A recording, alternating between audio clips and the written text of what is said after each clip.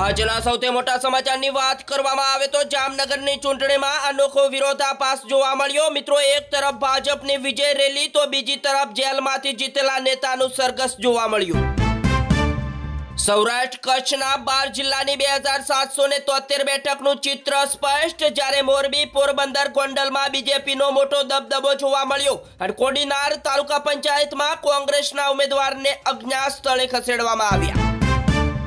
વડોદરા જિલ્લામાં જંગી બહુમતી બાદ હવે ભાજપ ગદ્દારોને પાઠ ભણાવશે, જ્યારે કોંગ્રેસના જિલ્લા પ્રમુખ મહામંત્રીના રાજીનામા। બીજા મોટા સમાચારની વાત કરવામાં આવે તો ચૂંટણી બાદ પેટ્રોલ ડીઝલના ભાવ વધવાની અફવા, જ્યારે પેટ્રોલ પંપો ઉપર ભારે ભીડ ઉમટતા સરકારે કરી મોટી સ્પષ્ટતા। ગુજરાતના તમામ મારા વાલા મિત્રો, આ સમાચાર જોતા પહેલા તમારા ભાઈના વિડીયોને એક લાઈક કરી દેજો અને ચેનલ ઉપર તમે નવા આવ્યા છો તો ચેનલને જરૂરથી સબસ્ક્રાઇબ કરવા પણ વિનંતી। અને મિત્રો, આ સમાચાર પૂરેપૂરા સાંભળવા વિનંતી, કારણ કે આજના સમાચાર તમારા માટે ખૂબ જ ઉપયોગી અને આવનારા સમયમાં લાભદાયક પણ બની શકે છે।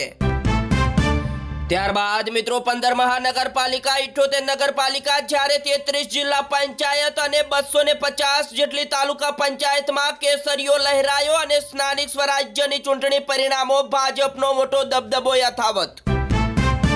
આ બાજુ મિત્રો, દક્ષિણ ગુજરાતમાં પણ સ્થાનિક સ્વરાજ્યની ચૂંટણીમાં ભાજપનો લોલર ફરી વળ્યું, જ્યારે 3 મનપા, 7 નગરપાલિકા, 5 જિલ્લા પંચાયત અને 33 તાલુકા પંચાયતમાં ભાજપની એક તરફી જીત જોવા મળી, જ્યારે કોંગ્રેસ અને આપ આદમી પાર્ટીના સુપડા સાપ।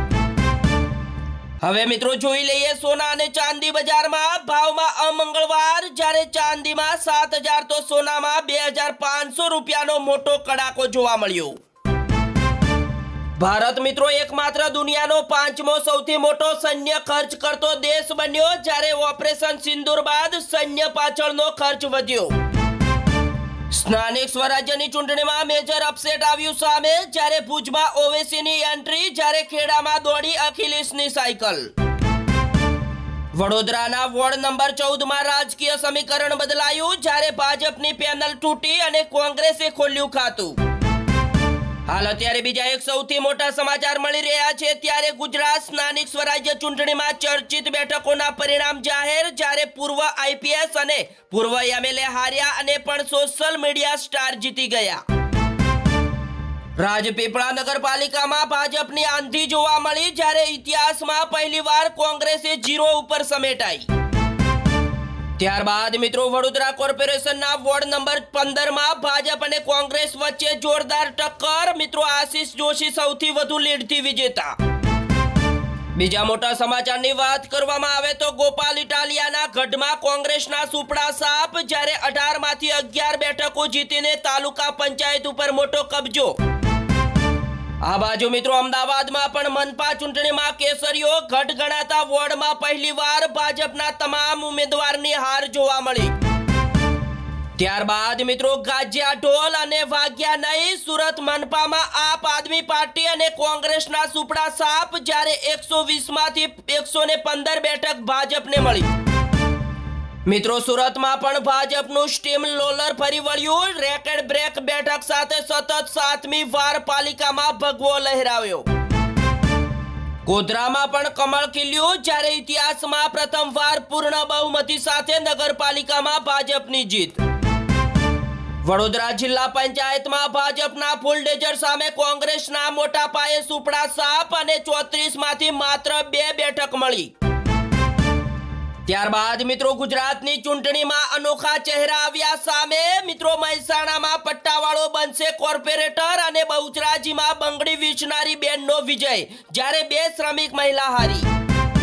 મિત્રો, આ સમાચાર ગુજરાતના તમામ વ્યક્તિ ધ્યાનથી સાંભળી લેજો, કારણ કે બળબળતી ગરમીમાં શેકાતું નવજીવન, જ્યારે બાંદામાં 47.6 ડિગ્રી અને મિત્રો દિલ્હીમાં અસમ્ય ગરમી વચ્ચે 2 દિવસ વરસાદની મોટી આગાહી પણ કરવામાં આવી અને અનેક રાજ્યોમાં શાળા કોલેજોના સમય પણ બદલાવવામાં આવ્યા, જ્યારે બાળકોને હીટ ડાયજેશન ન થાય તે માટે મિત્રો ORS ને ઠંડુ પાણી જેવી વ્યવસ્થા રાખવા તાકીદ પણ કરવામાં આવી।